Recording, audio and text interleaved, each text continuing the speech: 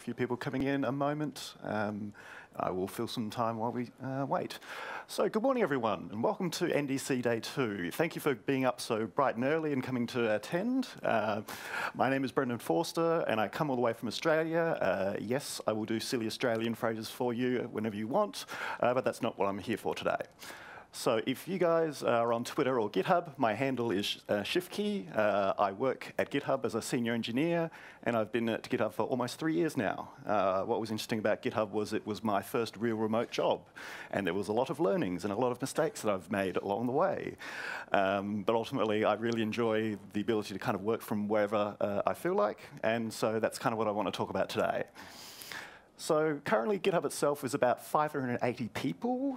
This is a little screenshot from our internal, one of our internal apps, and you can see that we are scattered around basically various parts of the world.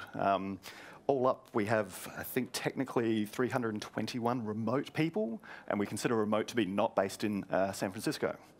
So give or take, as people move around, that's probably about 55% of the company. So I'm one of those people. I've been in Europe for the last month doing a couple of talks and working, but generally I'm kind of based in Australia. So to kind of break the ice a little bit, I'm going back to a joke that was made a few months ago. The willing to relocate to San Francisco meme that was going around the place. Lots of people had a lot of fun with this, but the actual roots of this were in a joke. So information superhighway, you know, the grand promise of the internet, being able to kind of do whatever the hell you like, but we're still in this situation. People want, for working tech companies, to relocate to San Francisco, and my heart just breaks. This one here, I won't name the company that's being made fun of, but you guys can probably connect the dots. Oops. And so once this happened, everyone kind of got into the groove of things, and everyone had a lot of fun. And the whole point that was missed there, that we didn't question why this is so. I do know some people at so-called company. Yes, it's fine. So anyway, this is a talk about my experiences of being remote and all the stuff that we've learned being a remote team at GitHub. I have colleagues in the US and Europe, so we have iterated on a lot of stuff over the time, and ultimately we believe it's a successful way of doing work. But the three things I want to focus on today are how you would support remote workers in your company, what's it like being a remote worker, how do you actually do your job well when you're not in the office, and distributed teams. Because of all the fun of time zones, there's a whole bunch of extra stuff that we've had to learn over the years, and I kind of want to share that stuff with you.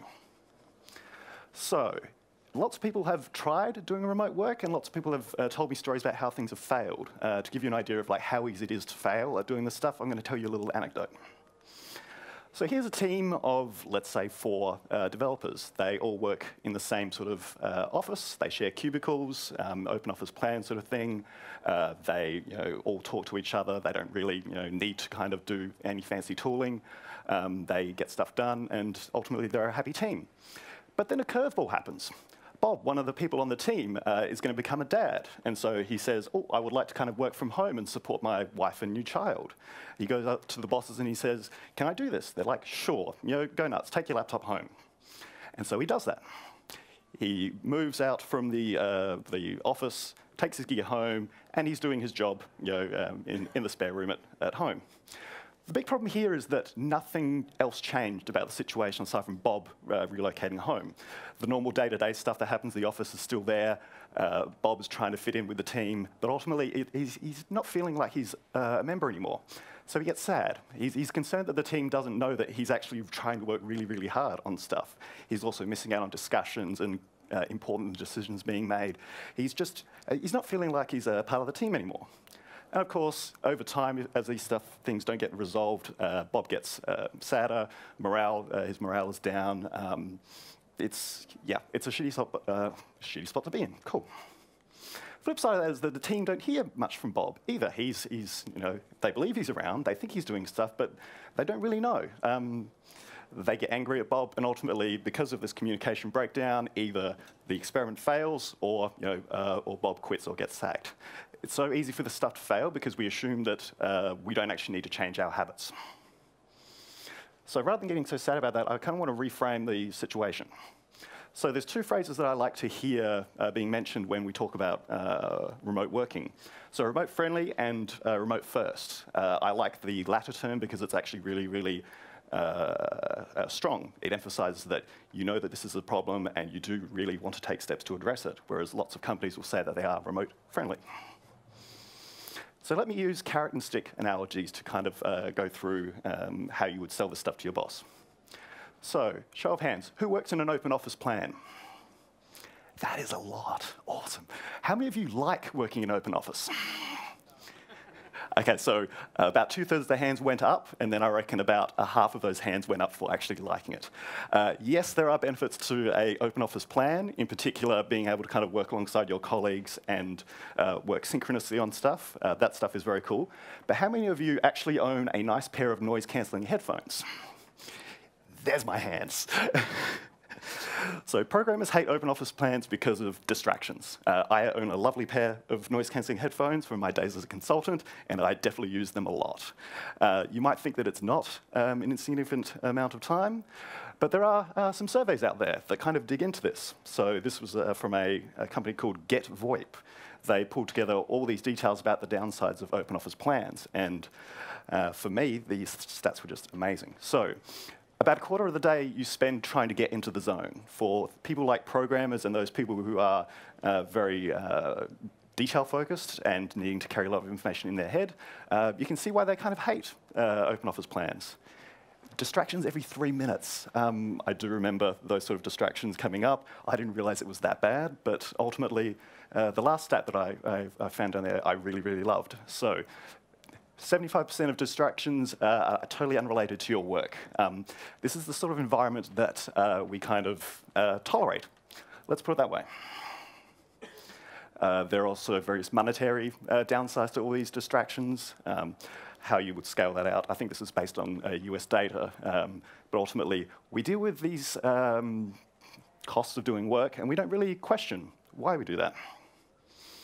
So that's the stick side of things. Let's talk about the carrot.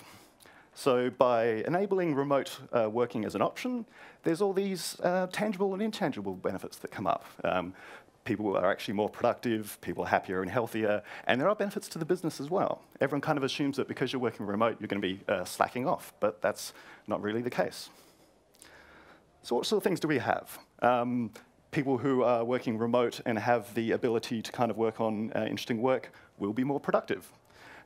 For fields such as call centers or ones that you might not necessarily associate with working remote, they actually get more work done than their colleagues who are based on site. Morale also helps with remote work, so people will work harder when they are happier. They'll work longer when they're happier. These things actually add up. But I also love the non-work-related benefits that come up when you are working remotely. Who likes a bit of an extra sleep in on the weekend? That's it. That's it. The fact that you're no longer commuting definitely opens up like the whole bunch of your day for other things. I love that stat down below here that when people are commuting longer, things in their personal lives are impacted. The ability to kind of say, like, you know, I'm no longer going to commute an hour and a half a day. These things are flow-on effects from not having to commute. Business side of things, it is kind of easy to quantify the ability for people who are working remote to save businesses money. This study comes up a fair bit. We'll get to that last one. So less office space, less electricity costs, smaller office spaces. The ability for people to work remotely leads to lower absenteeism. You know, people are taking stress leave or taking significant time off work. That stuff goes down when you have a bit more of a flexible work routine. Retention of staff also comes into this. Having the ability to work remotely is appealing, and you can also bring in new people by supporting this option. So this study, the last link there, was from Cisco's Internet Business Services Group. They did a study on working 50% of the time with 2,000 people across 6 or so countries, and they found significant benefits. Like, there are these options out there, and we just kind of neglect them. So let's say that sales pitch worked with your bosses, and they want to kind of dig into how you would support remote working. What sort of things do we need to think about? So the first thing that I'd suggest thinking about is what gear you need to do to get your job done. For most of us who are programmers, it's fairly straightforward. You need a laptop sort of thing. But there's also other things to keep in mind. Do you need to access work systems? Are they going to be available outside the firewall? Are there specific processes like VPNs or something that you need to use? If they're not there, we've got to talk to IT and ask, beg, grovel, whatever, for that access to do your job. What about if your devices get stolen? What's the process for that? Data sovereignty and things like that come up. Hopefully you have the ability to remote wipe a device. Like, these things are out there, but generally IT might not be such a fan of implementing it. And yes, I have dealt with a whole bunch of IT departments in the past who have been fairly conservative with their thoughts. Hopefully it's gotten a bit better since those last days, but ultimately it'd be nice to kind of have them come to the party. So the other thing that is important when creating remote culture is the culture side. So when you're in the office and all working with each other and all this stuff, there's various things that happen which are rather cool. Beer o'clock is probably one of my favorite things because it's on a Friday. Random discussions that come up, like all this stuff happens organically in the office. How do you go and recreate that in a virtual aspect? So, fun fact, if chat was not such a thing at GitHub, I probably would have thrown in remote work a long time ago. For us, everyone is in chat, everyone is hanging out there doing work and not work. The ability to have everyone in one spot has been amazing for my sanity and just the ability to kind of feel part of the organization. And yes, you might think that people use it for slacking off at times. We have an Australia chat room that all of the Aussies hang out in, and no work gets done there. Lots of inappropriate jokes, that sort of stuff.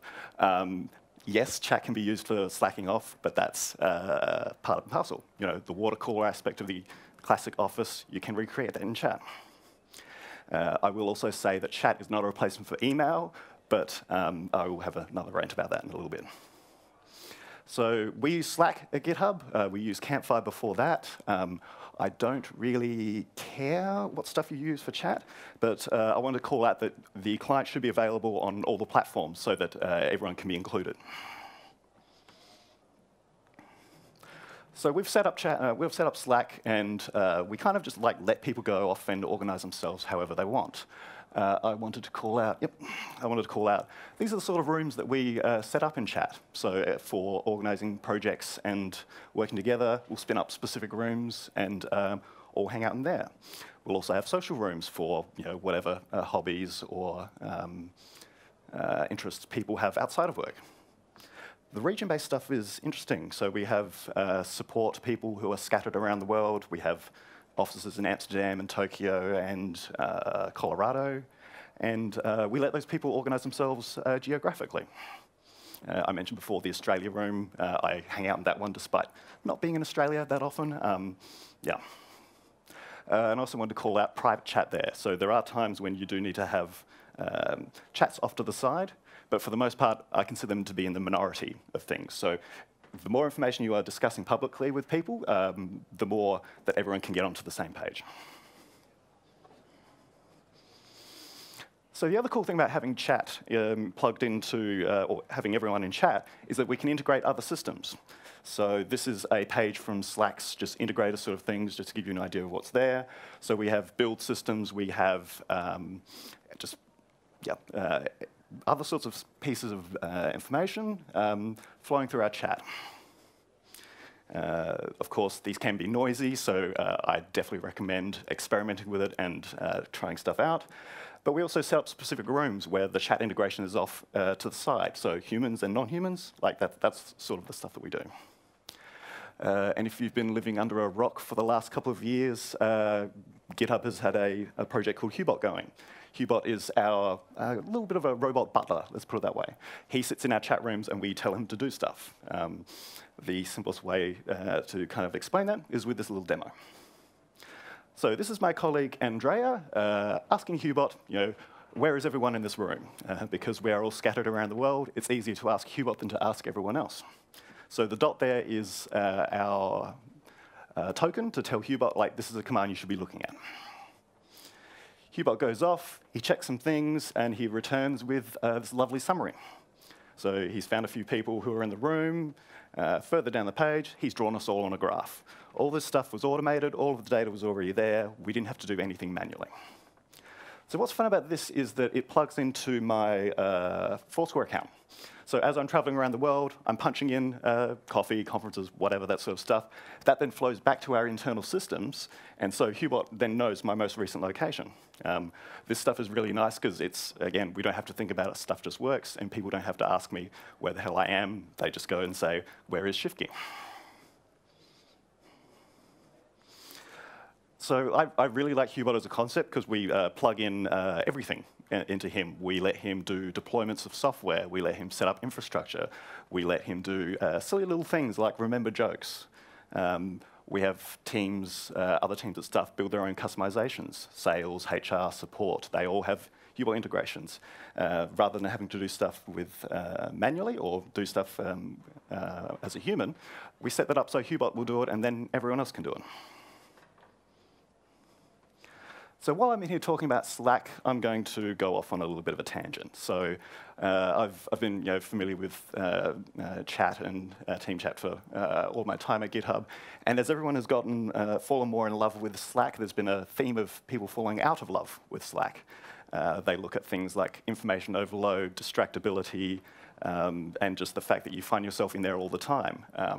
I don't believe that's a fault of Slack itself, but it's kind of like a fault of how you use Slack. So if you've ever complained about having too much email, I think the same problems with email you will have with Slack. So I think this is like a disciplined thing to manage, and I'll give you some tips that I've learned from having to deal with Slack. So I think at this point I'm in about 20 different rooms on the GitHub Slack instance. It's noisy, but ultimately, for the most part, I keep things simple. So important rooms that I follow, I focus on them. Everything else is just kind of thrown into the background. Remembering that chat is asynchronous, no matter if the person is actually online. The ability to kind of just distract someone is definitely a thing. And people will leave Slack running all day, which is OK. But also knowing to kind of shut Slack off when you need to get some work done, I think definitely helps. I have to throw in some more GIFs. The concept of the fire hose. Lots of people who get started at GitHub will describe their first couple of weeks as drinking from the fire hose. It is totally true. There is a whole bunch of stuff going on that people will feel overwhelmed about. It is anime, beautiful. Yes, discipline and knowing when to shut things off and get work done, I think will help with managing this stuff. Another little anecdote, I took a month off in Japan and I thought I'd disabled Slack completely. A notification got through to me and I just got angry because I was really in the mood for avoiding work. I had a chat with the Slack support team and they were like, oh, we have this thing coming up. It's called Do Not Disturb. I'm like, cool, when's it out? So it came out a couple of months later, but they have the ability to snooze your notifications for a period of time, or my favorite feature is setting a time period. So midnight to 7 a.m., I disable all my notifications. That's good because there'll be a whole bunch of stuff happening in the US, and I will just get spammed overnight. So I switch that stuff off. I sleep really well. I also found this little nugget recently. Mark all as red is available for Slack. Shift escape and just move on with your life. I generally look at just like notifications that mention me or specific keywords, and for the most part, I will just close stuff out and just move on. Like, it's OK to let Slack kind of just go into the background. So on top of chat, we use video conferencing stuff. The one that we use at the moment is called BlueJeans. And so every GitHub person has a BlueJeans URL that they can then share and do video calls. So this is me looking very grumpy at like 7 in the morning or whenever it was, having a chat with some of my colleagues. Marcus is in Sweden, Amy is in New Zealand at the time, Josh is in New York. So we're all kind of like up and about, but ultimately we just kind of want to catch up and talk. This was the point when we were doing like weekly hangouts around a certain project. And so it was good to kind of just hang out on top of our regular chat. We also do things like, of course, one-to-ones with bosses sort of thing. We also have like book clubs and reading of academic papers. We do that stuff via video conferencing because the bit of the real-time aspect of it is really rather nice. And the thing that I really like about the BlueJeans stuff is it doesn't require a login. So I can give this out to people who are outside of GitHub and they can participate without having any friction. Internally, we also do a whole bunch of recordings for events. We have a dedicated AV team who will stream out stuff that happens in the office and also record it. The benefits for this is that despite not being in the office or even in an appropriate time zone, I feel like I'm still part of the company because I can catch up with things after the fact. We also do things like Q&A. So we run up a little thing called commish. We can send questions in whether we are in the office or not, and they will get fed through to whatever event is on now. Basically building out the stuff so that remote people can be part of the company is, I think, really important to ensuring everyone is on the same page. The events that get published up will turn around in like a couple of hours sort of thing, so it's really fast and really helps. So this was like my first week at GitHub. I ran into this guy, Maddox. He did a little talk. The fact that information is easily linkable, you know, the classic sort of hyperlink sort of stuff, means that things can be disseminated, shared around, discussed. If you're in a traditional sort of work environment, quite often you'll have, do I make a SharePoint joke here? Sure. So your SharePoint server, things go in there and they don't necessarily come back out. Having everything driven from the web side of things, I think, is really important. So Slack discussions can be linked to from GitHub issues. GitHub issues can be linked to from show notes for events. Having the stuff that we can kind of share around means that it's kind of available for everyone, whether they are in the office or not.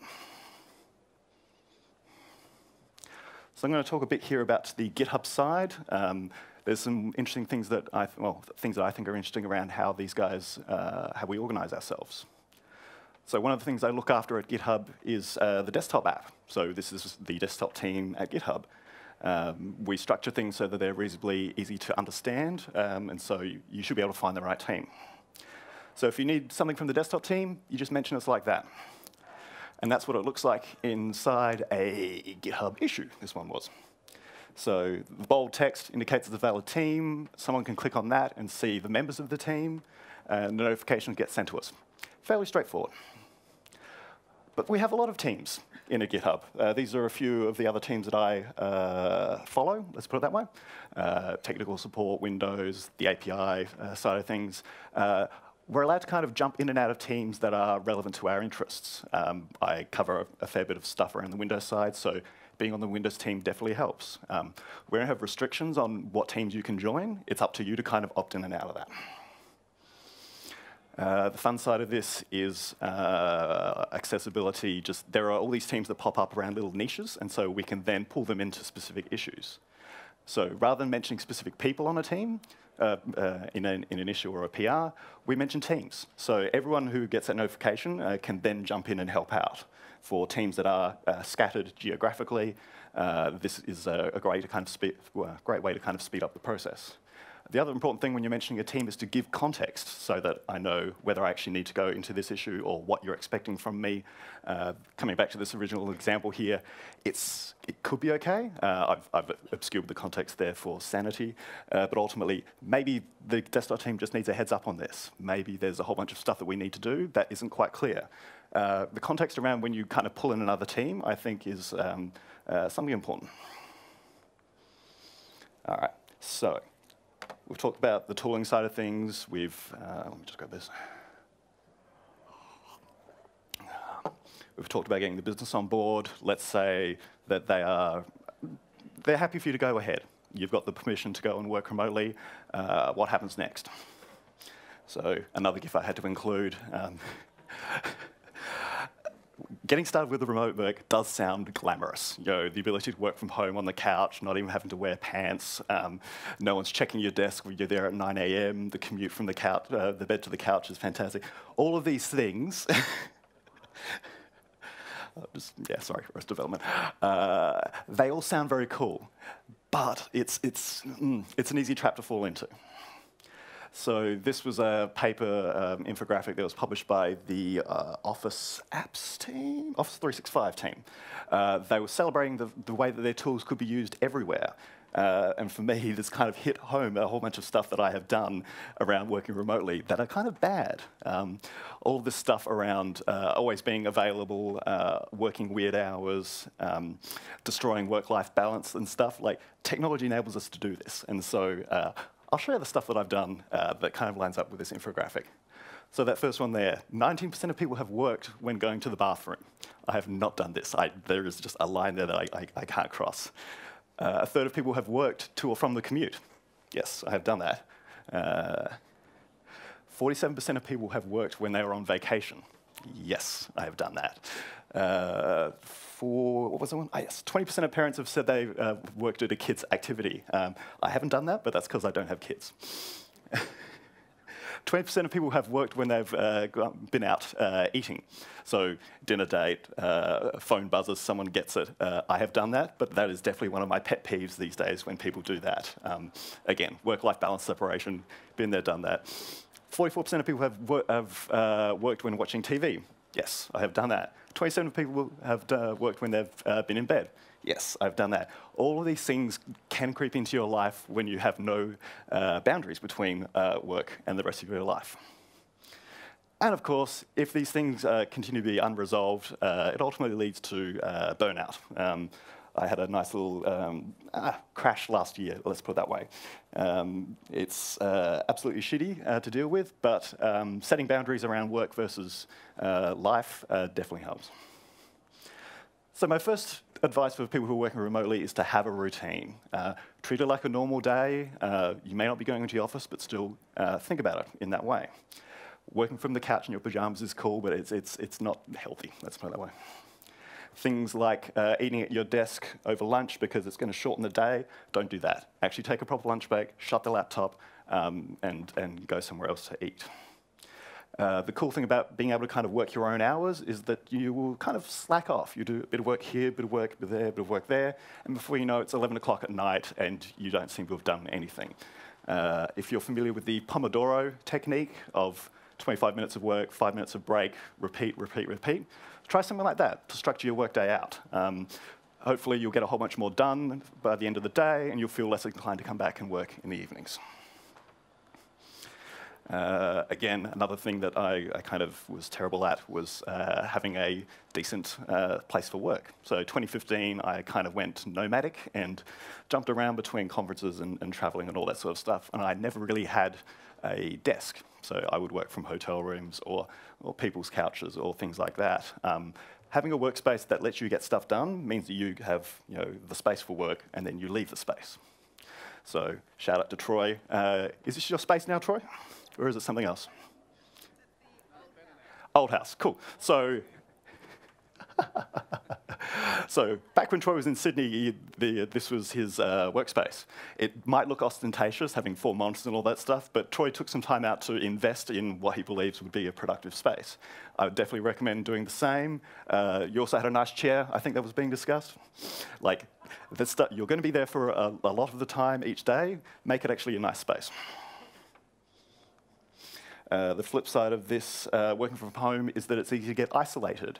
I was kind of fortunate living in Sydney and Melbourne that I had a lot of contacts in the local dev community, so it was easy to go out to user groups, got co-working spaces.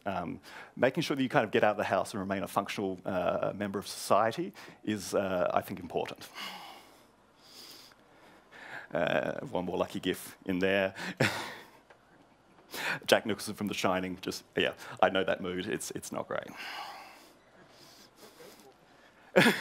No, it's not great being that character.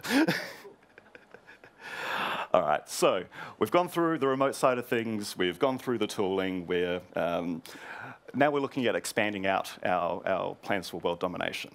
So distributed teams deal with time zone related issues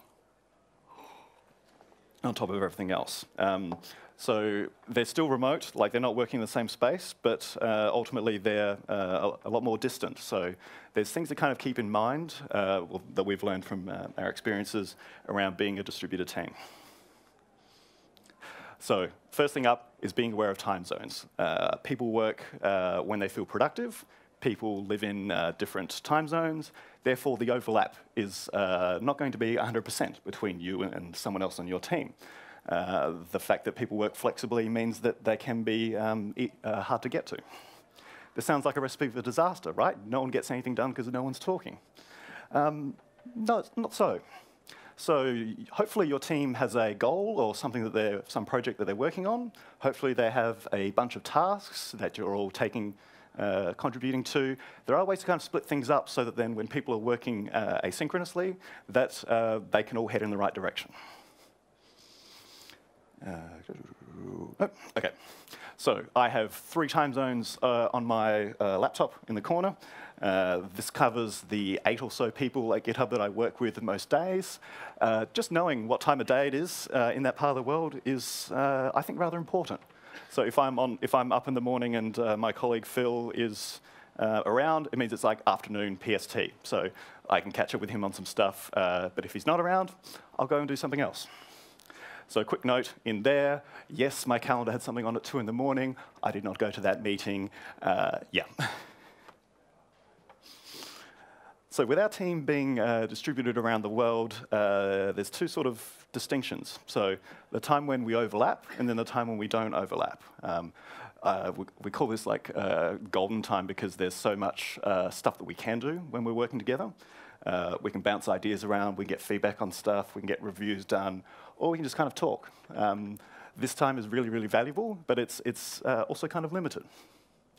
And with us being scattered around the world, it does kind of feel like passing the baton in a relay race.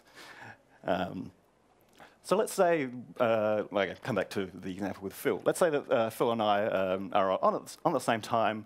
Let's work together on something. So the kind of the process that I'd recommend doing for this is keeping it simple, keeping it fast, keeping it brief.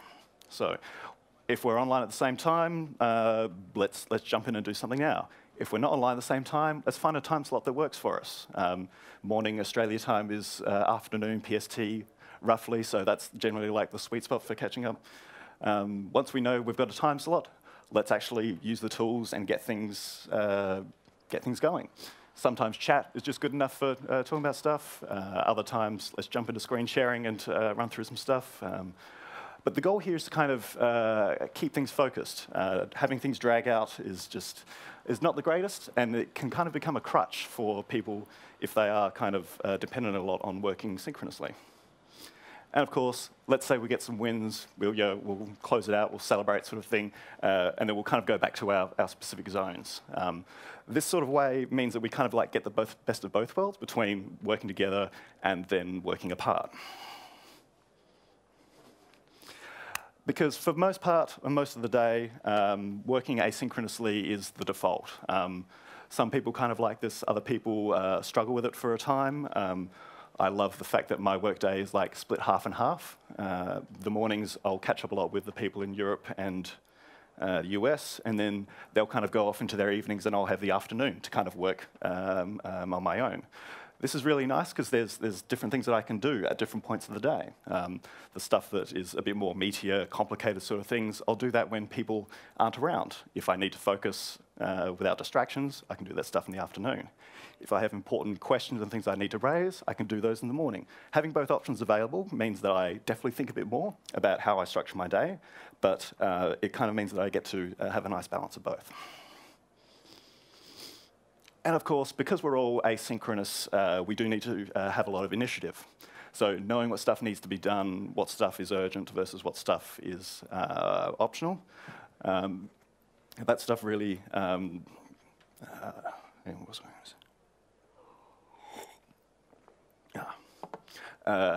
yes, so knowing where to spend my time, I believe, is really important to the overall scenario. The team has a goal, they've got stuff they're working on, we know what the priorities are, we're all adults, just, yeah, get stuff done. One of the early GitHub quotes was this thing called the tyranny of the sun. Because people are always working, whether it's because of time zones or because of the hours that they keep, there's always something happening at work. And so there is this impulse to kind of be around and participate. Letting go of that, I think, was really important to my sanity, let's put it that way. At one point, I was doing kind of a split day. I would do some stuff in the morning, I'd have the afternoon off, and then I'd do the evening, do some more work there. It wasn't that sustainable because I would kind of do work in the afternoon as well, and so then I'd have like a 12, 16-hour workday. The fact that there are other people around, again, work-life balance goes to hell. So acknowledging it, I think, was a good first step. But generally, cutting up your work day into a simpler process, I think, was really good. The other sort of things that we do as a team, we make sure to not mention people unless really important. So this is a little quote here.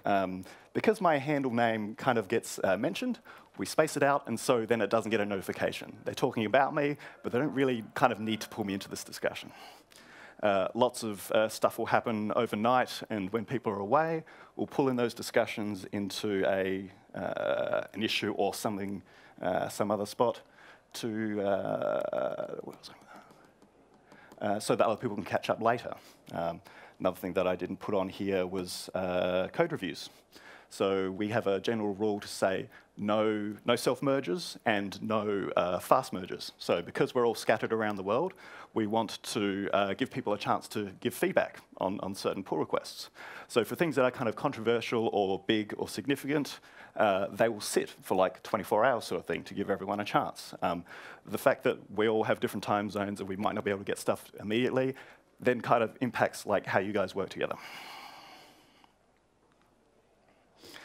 The other fun of being a distributed team is that we have little ways of kind of talking with each other. So the isolation of being a remote worker, the time zone differences, like all these things kind of conspire to attack morale, let's put it that way.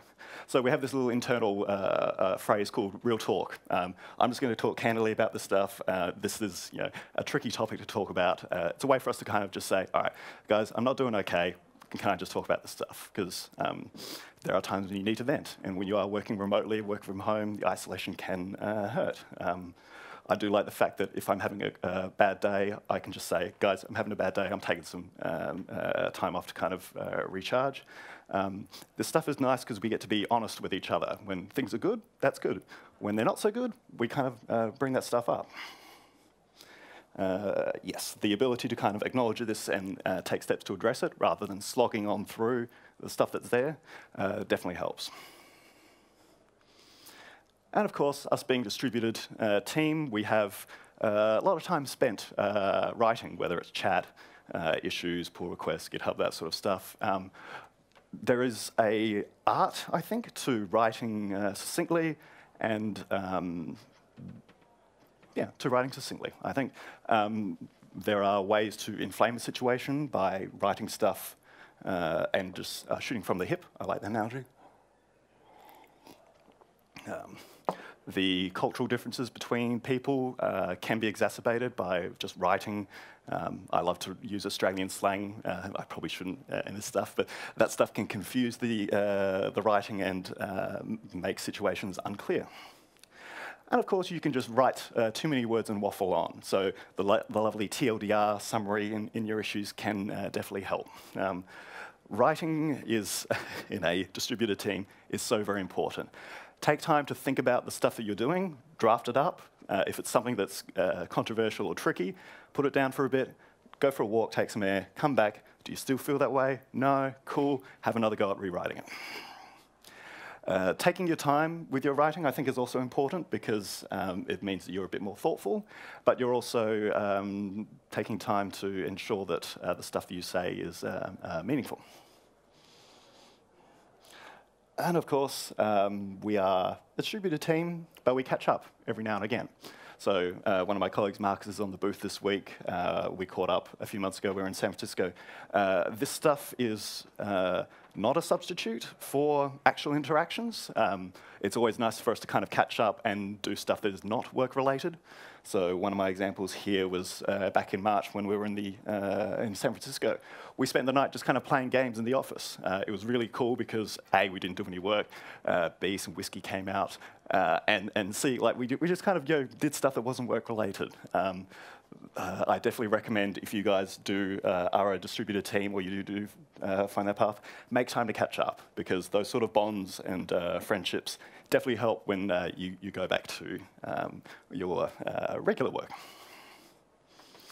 So I've got a bit more time up my sleeve and I'm just going to summarize and do a little bit of a rant now. So the tools are so important to your team to ensure that they fit in. I definitely recommend experimenting with tools and making sure that you find the right ones. We've talked about replacing recreating the cultural experience using chat, video, AV stuff if you want to go really, really hardcore.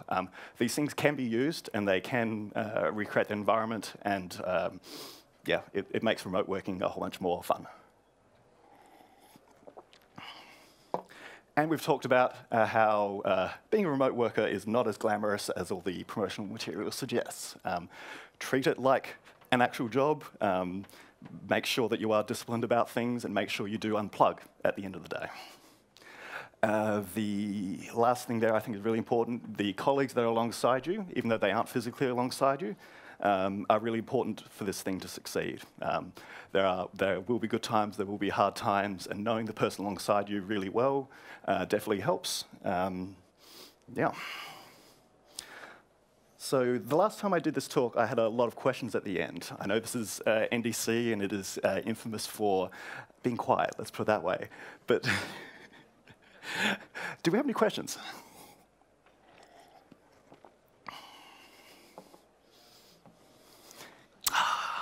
Thought I'd get one. Yes! Okay. I'm Italian, working in the UK Yep. for an American company. So willing to relocate to Telford. Mm-hmm. When I start working, so as a matter of fact, we are a distributed team. Even when we are in the office, in the UK office, Mm-hmm. our stakeholders are 95% in the States.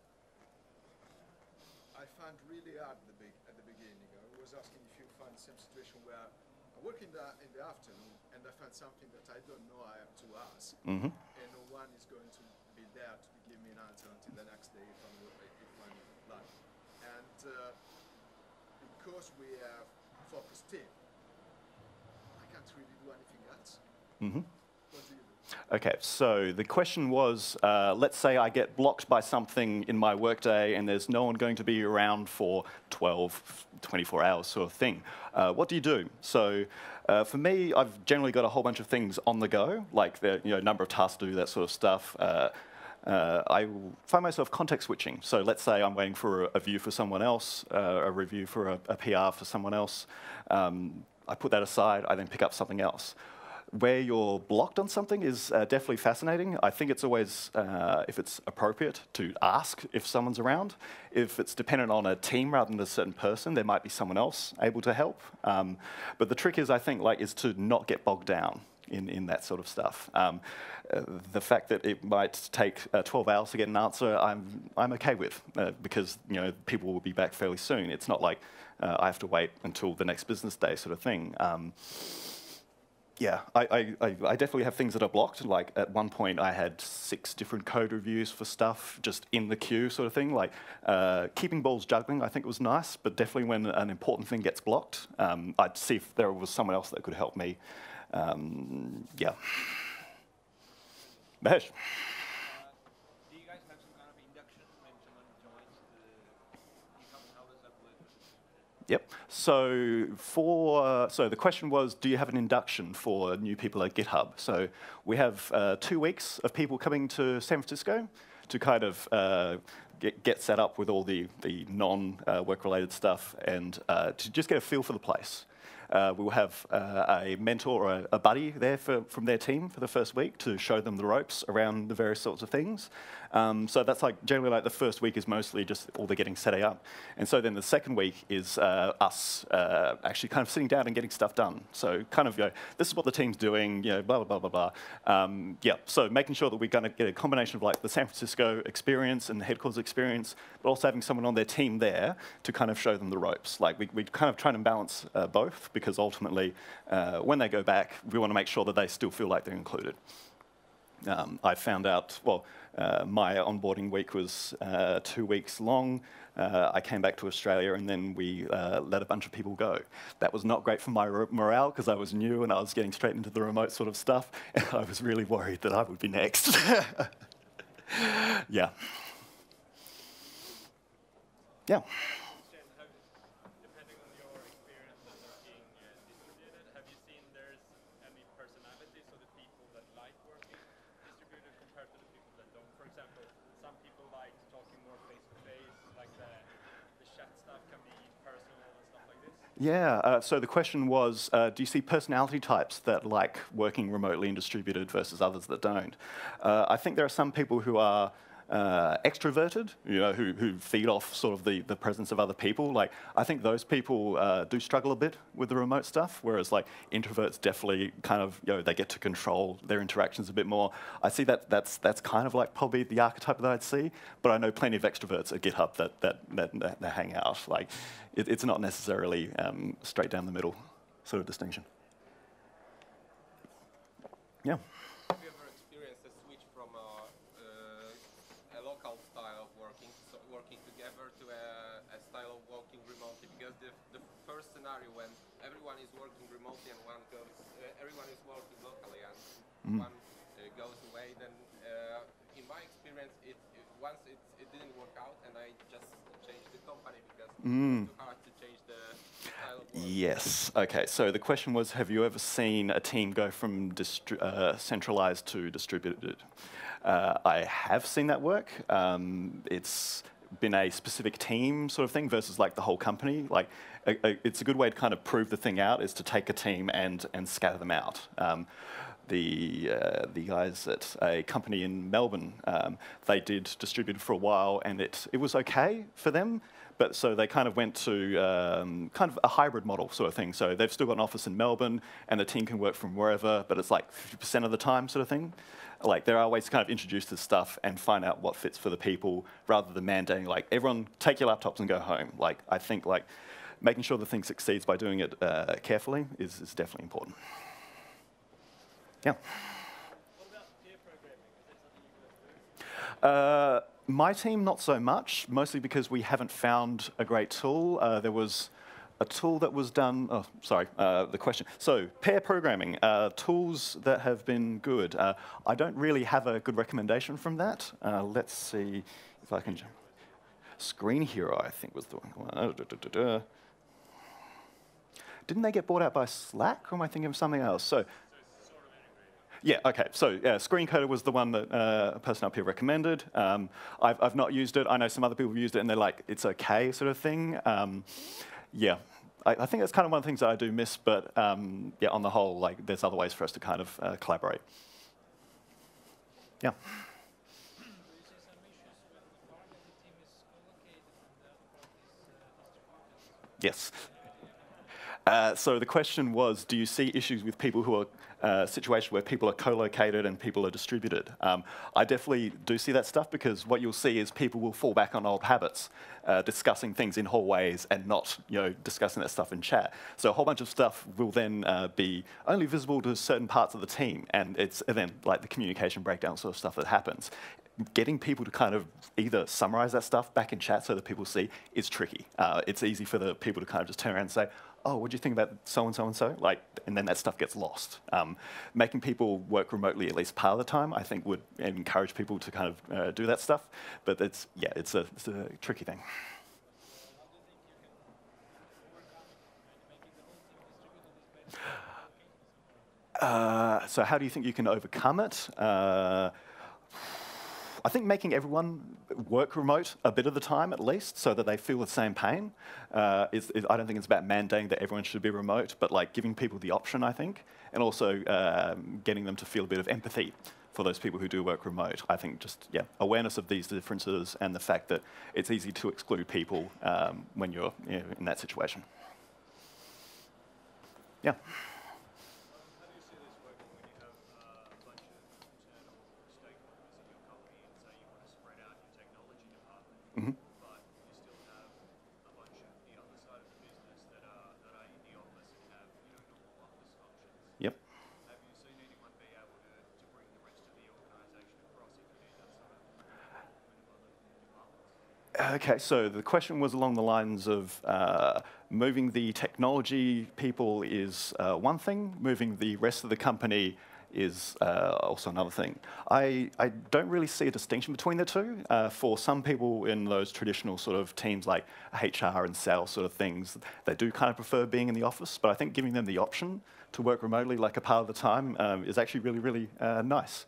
So I'll bring up our Amsterdam office because Baz is down the front. Some of the salespeople will say in the morning, like, I'm not coming in, I'm working from home today. Like, just having that option I think is really, really nice. Selling that to the stakeholders is, if we're all like running decent laptops and that sort of stuff, like it then becomes a whole bunch easier to do. Again, like probably newer companies versus more traditional companies, that sort of stuff. Yeah, I think like technology people, it's an easier sell because of all the lovely distractions, but I think other parts of the organization would jump at it, let's put it that way.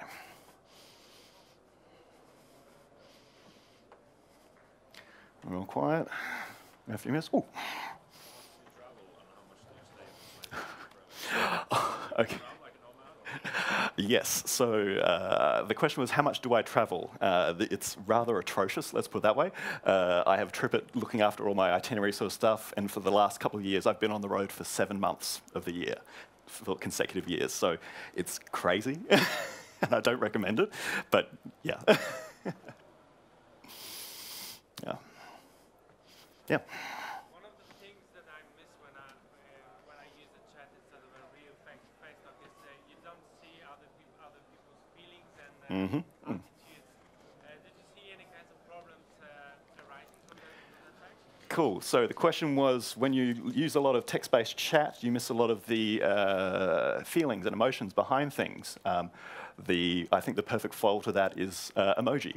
We definitely abuse emoji on Github, the website. We abuse emoji in Slack, sort of things, like throwing in that little extra context, like just a little smiley face, a troll face, that sort of stuff, I think is a good way to telegraph emotion. But I think in terms of like people's writing, once you know fairly well what they're like, you can pick up on these cues where people are angry, sad, feeling a bit down. Like there is a lot that you can read from text, I think, once you know the people that you work with really well. Yeah. Have you ever experimented with a virtual window where you can always see each other? No. So the question was, have you experimented with virtual windows? No, we have not. There's been a couple of times where we've had an open video conference for stuff. So before we were doing the launch for GitHub Desktop, we were just basically in a war room scenario, just hanging out, making sure everything was fine. So there were like 10 of us in this room. It was a bit like the Brady Bunch, but full of nerds. We've done that sort of stuff because it was kind of good to bond and make sure that everything was there. But just as a general sort of day-to-day stuff, yeah, we don't. I'd love to kind of experiment with that, but time zones quite often just, yeah, don't make it as feasible. Cool. Yeah.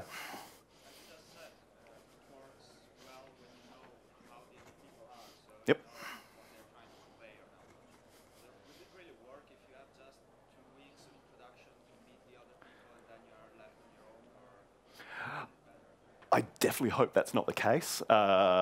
So my onboarding experience was we went to a conference just before onboarding, and so I got to hang out with my team and then do the GitHub onboarding and then do that stuff. So ultimately it was like almost a month of like getting to know my team. I think in general, like making sure that you check in with new people on the team and make them feel welcome and included and that sort of stuff. Yes, it can be isolating, and this comes to like communication breakdowns and everything. Yeah, it's tricky. Oh. I've got a couple of minutes left. If you guys don't want to ask questions publicly, I'll be hanging around. Otherwise, Thank you for your time.